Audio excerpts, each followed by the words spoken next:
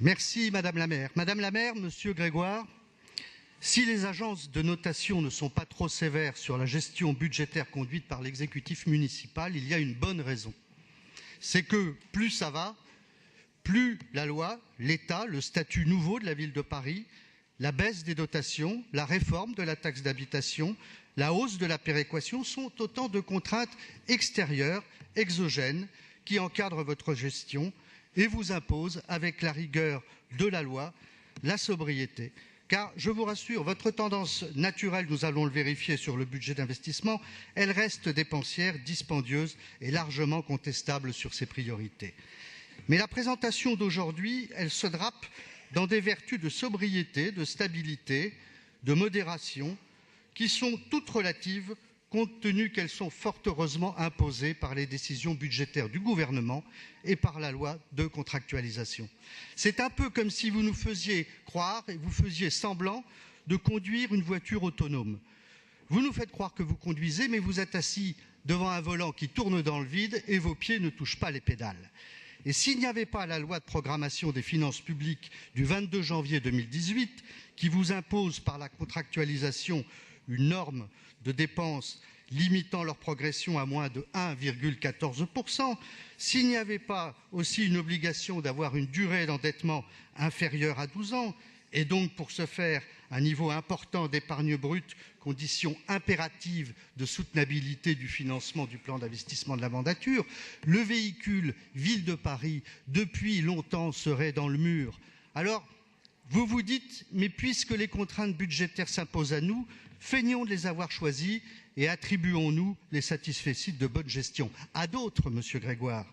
La réalité est que la dotation globale de fonctionnement est arrivée à un niveau réaliste des finances publiques et ne devrait plus trop baisser.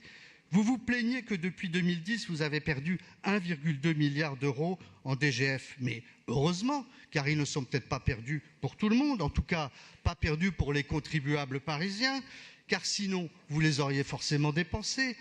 Il pèse encore sur le budget primitif 2019 des incertitudes sur le montant de la DGF et la péréquation que le projet de loi de finances initiale qui sera adopté fin décembre devrait lever. Mais ils sont là les vrais débats. La réforme de la taxe d'habitation est assortie d'une promesse de compensation intégrale dont nous verrons bien la forme et les moyens. Il est là le débat. Alors, pour ce qui est du reste des recettes qui vous incombent, encore un petit peu. Alors là, c'est haro sur le baudet parisien. Et sus aux taxes. Dans votre gestion, les taxes sont à l'impôt ce que l'acupuncture est au remède de cheval, c'est-à-dire des dizaines de piqûres, de ponctions qui se voudraient indolores, mais qui, réparties sur tout le corps social parisien, finissent par provoquer une douleur, un écœurement, qui peut se transformer un jour en jaunisse, si vous voyez ce que je veux dire. Les recettes de stationnement galopent en hausse cette année, et encore s'il n'y avait pas eu les ratés de Striteo. Elles seront de plus de 300 millions d'euros l'année prochaine. Les droits de mutation sont en plein rendement, plein pot, dû à un marché immobilier qui est la vache à lait, c'est peu dire, de vos recettes, non seulement le lait, mais aussi le beurre, la crème, le sourire de la crémière et le pourboire. Tout ceci, malgré la diminution du nombre de transactions sur les 10 premiers mois de 2018, non pas par un quelconque ralentissement du marché, mais parce que vous entretenez la rareté des produits. Taxe de séjour en progression de 10 millions d'euros, cotisation sur la valeur ajoutée des entreprises en progression de 5,6 millions d'euros, de 5,6%, malgré les prélèvements effectués par la métropole et par la région Île-de-France. Recettes des loyers capitalisés qui rapportent encore une fois 150 millions d'euros au budget 2019, en légère baisse, certes, mais en cohérence avec l'extinction progressive du parc libre des bailleurs sociaux, ce qui ne peut qu'ajouter un peu plus de tension sur un marché immobilier déjà hyper tendu. Cette politique de conventionnement est présentée comme un élément de production de l'objectif de 7 000 logements sociaux supplémentaires par an. Or, il n'en produit aucun de disponible, puisqu'ils sont déjà tous occupés.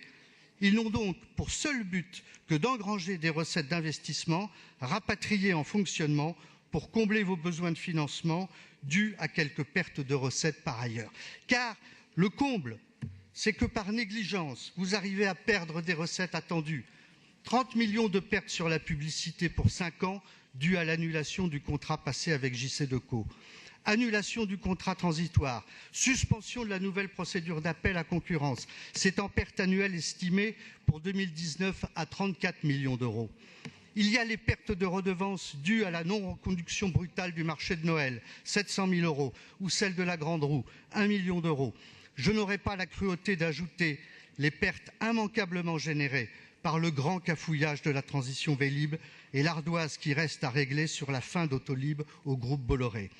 Mais je ne me fais pas de soucis pour ces nouvelles pertes. Votre créativité en matière fiscale vous fera bien inventer quelques taxes nouvelles, comme l'augmentation attendue du prix des nuitées des meublés touristiques ou la fusion de la majoration de la taxe d'habitation sur les résidences secondaires et de la taxe d'habitation sur les logements vacants, qui revient d'ailleurs à créer une nouvelle taxe sur la mobilisation des logements sous-occupés. En matière de taxes et de recettes, dans votre gestion, c'est comme dans le cochon, tout est bon.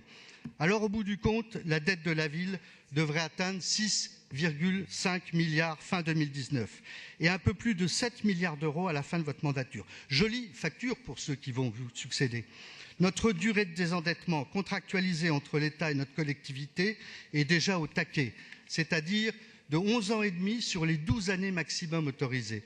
C'est-à-dire que nous sommes à la merci de toute majoration de péréquation, de toute décision budgétaire du projet de loi de finances, et qu'en réalité, la construction du budget pour la ville de Paris, elle ne se discute pas ici, ce matin, dans un cadre municipal, mais bien à Paris, 57 rue de Varennes, à l'hôtel de Matignon avec le chef du gouvernement. Voilà la réalité. C'est dire que vos marges de manœuvre, elles sont inexistantes, tant le recours à l'emprunt et le montant de la dette ont dévoré votre autonomie de gestion, et vous beaucoup plus faible aujourd'hui que du temps de vos prédécesseurs. Vous vous gargarisez en vous comparant au niveau d'endettement des autres grandes villes françaises, mais vous n'avez jamais fait que les rejoindre dans la dépendance qui est la leur vis-à-vis de l'État. Quand je me compare, je me console. Quand je me regarde, je me désole. La Commune de Paris nous avait habitués à plus d'autonomie, plus de fierté, plus de liberté, plus d'orgueil dans l'établissement de son budget. Alors, pour conclure, il serait injuste de ne pas juger votre gestion et votre bilan au bout du compte avec ce 5e budget de votre mandature sans prendre en compte vos choix d'investissement du PIM. Nous le ferons en détail dans la prochaine discussion budgétaire, mais je retiendrai les parents pauvres de votre politique en termes d'investissement consentis par le PIM.